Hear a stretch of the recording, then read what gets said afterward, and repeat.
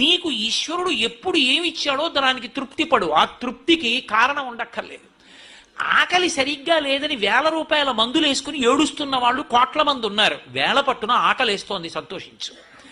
దాహం వేస్తే మంచినీళ్లు లోపలికి వెళ్ళక మధ్యలో కన్నం పెట్టి గొట్టం పెడితే ముక్కులోంచి పోసుకుంటున్న వాళ్ళు ఉన్నారు.